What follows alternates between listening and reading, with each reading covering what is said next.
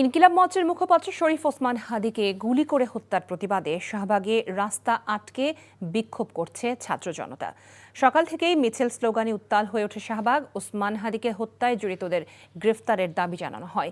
বিচারের আগ পর্যন্ত রাজপথ না ছাড়ার হুঁশিয়ারি দেন বিক্ষুব্ধরা। ভারতের আধিপত্যবাদ রুখতে সবাইকে ঐক্যবদ্ধ হওয়ার আহ্বান জানানো হয়। এ সময় আন্দোলনকারীরা স্বরাষ্ট্র উপদেষ্টার পদত্যাগ দাবি করেন। শাহবাগ মোড় অবরোধ করায় বন্ধ রয়েছে যান চলাচল। হাদির হত্যাকারীদের শাস্তির দাবিতে শাহবাগ অবরোধ করা হয়েছে এবং সেখানে রয়েছেন আমাদের সিনিয়র করেসপন্ডেন্ট আপেল শেহারিয়ার। আমরা সরাসরি তার সাথে যুক্ত হচ্ছি। আপেল, শাহবাগের এই মুহূর্তের সবশেষ পরিস্থিতির কি তথ্য আপনার কাছে আছে?